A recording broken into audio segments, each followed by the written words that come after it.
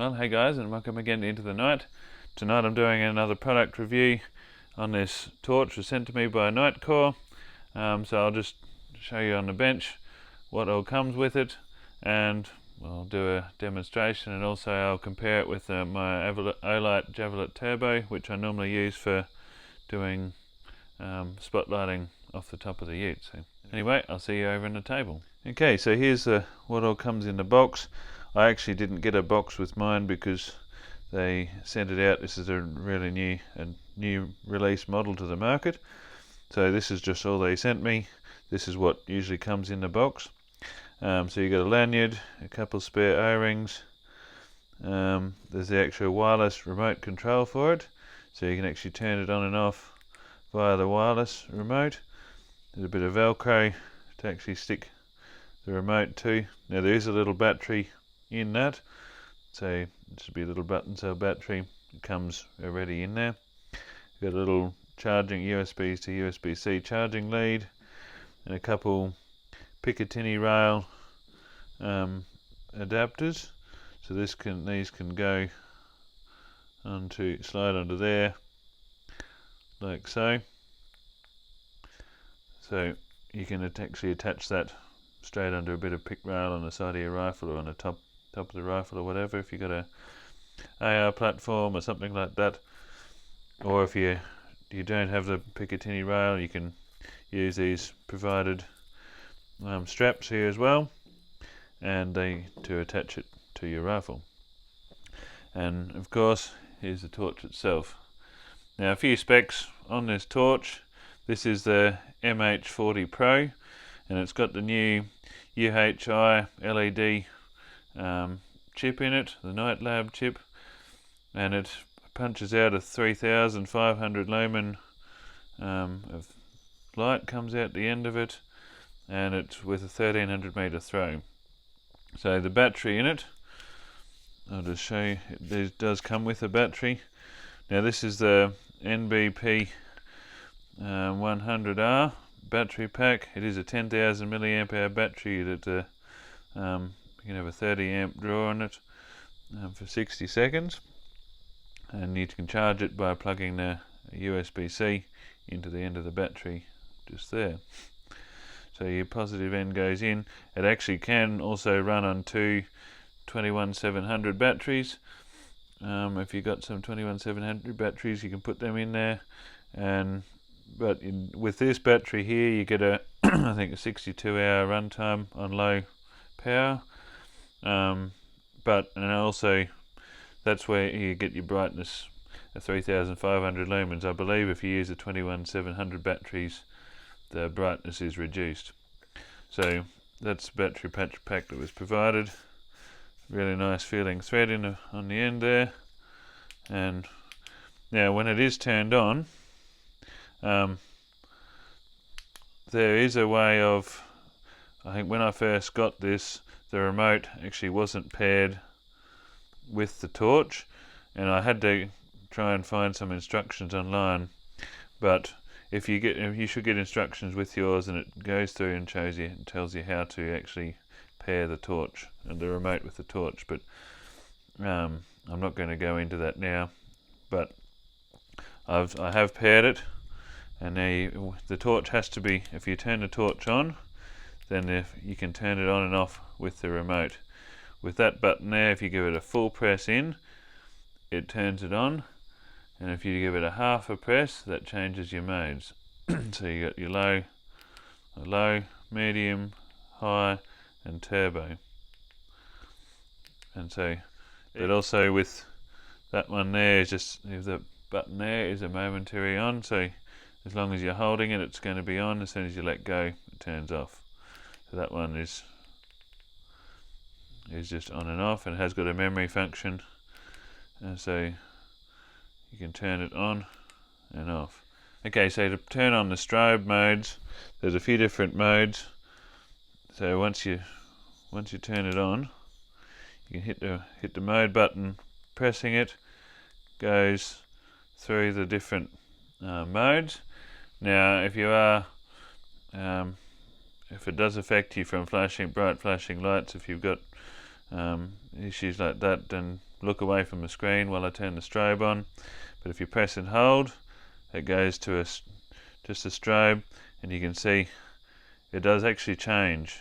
It's not always the same constant strobe, and it does different speeds and changes a bit to make, so if you're in a, say, tactical situation or law enforcement or something, it's a bit more disorientating for someone. If you press and hold it again, it just has a flash, a quick flash every few seconds. If you press and hold it again, it actually goes to the SOS function.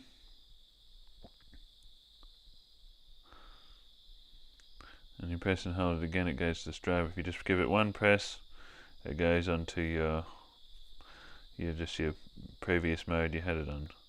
You just press it, give it one press, and it just cycles through your different modes. But you can only turn it on and off via the tail switch. So I believe all these functions still work with the remote. Yeah, so you can just half press it in, it goes to your strobe. Press it again, goes to that. Press and hold, it goes back to your normal modes. It's also got a LED, like a little flashing indicator under the mode switch there. You can see it flashes every few seconds, and that's a battery indicator. It's got a very nice deep reflector in there, and I believe it's the new LED chip, if you can see it in there, has got sort of like other little LEDs all the way around. So your main one is for the main power. I think when the turbo comes on, it's a bit hard to see, but I think it's, if I turn that on,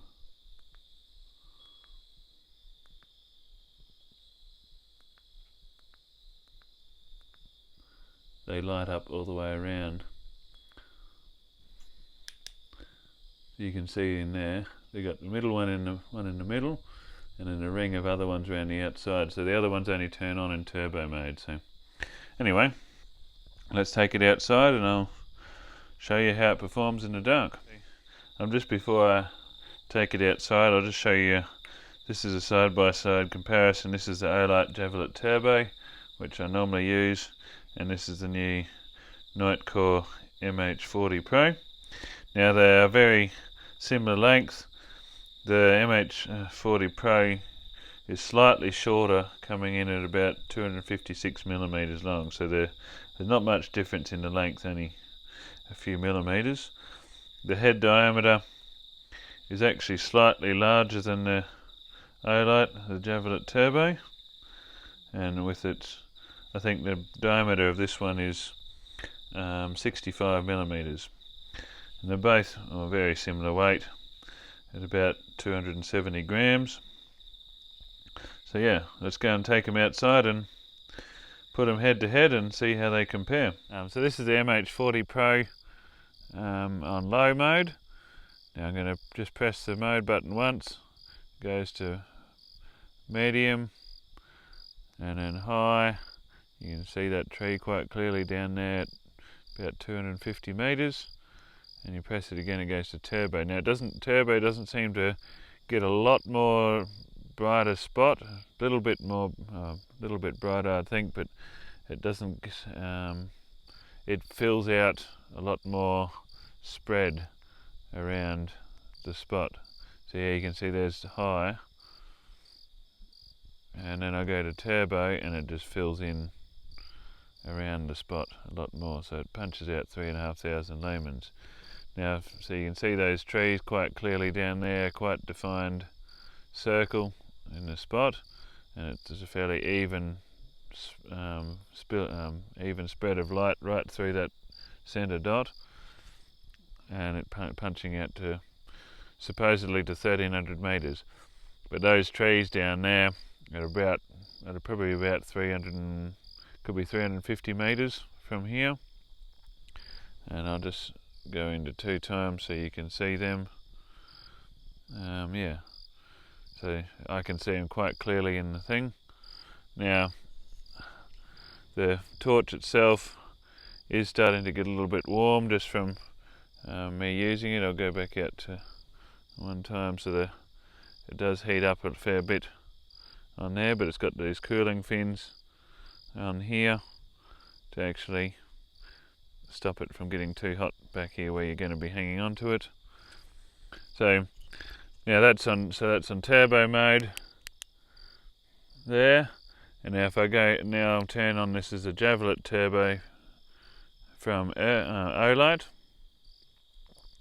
and so it's got a probably kind of tighter spot, but it's only a 1300 lumen light output and a 1300 meter throw on it. So it is quite a focused beam, and you don't get a lot of spill around it. So this one here should be the same amount of distance, but a lot more spill. So this is the one on the right is the Nitecore MH40Pro, and the one on the left here is the Olight Javelot Turbo. So it is a slightly warmer colour temperature, which I quite like as well. The white is really good, it makes it very visible to see. They're both very, very good lights, but I quite like the spill around as well. But also, if you want to get longer runtime out of it, you can just run it on high and you get pretty much virtually the same distance by looking with my eyes anyway, but you just don't get quite the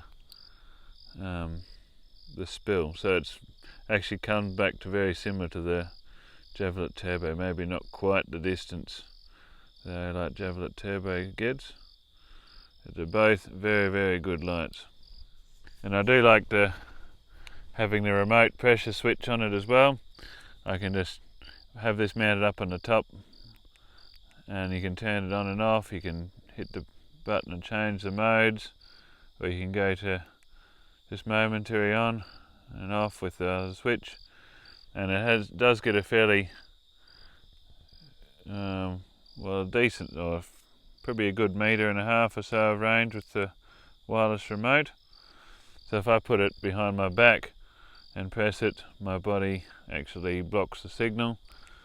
It has got 2.4 gigahertz signal, like wireless transmission I think, but for the switch, but my body actually does block it, so you can't have too much in between it to get it. But it's made for attaching to your rifle, so you don't have to actually have cords swinging off your rifle to get in the way of things.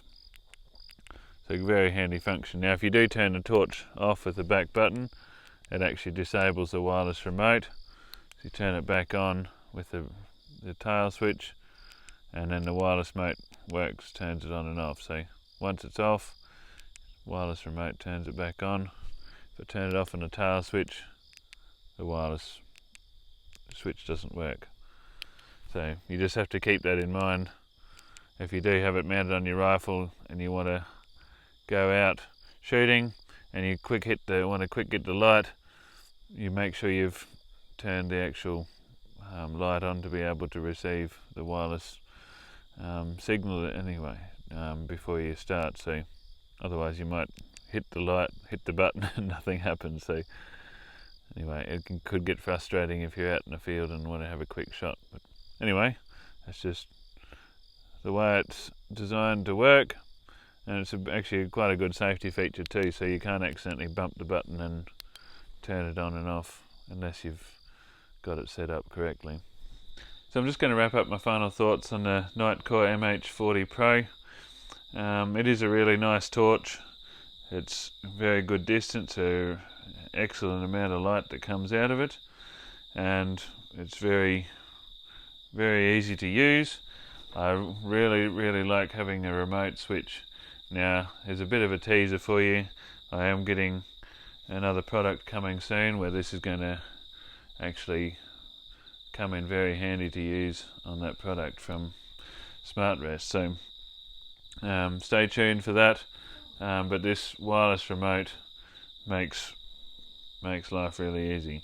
I would like to see a little bit more distance to get between the remote and the torch for it to actually work, but I find when the torch is on, even putting it behind my back, it's a bit touch and go as to whether the torch turns on and off.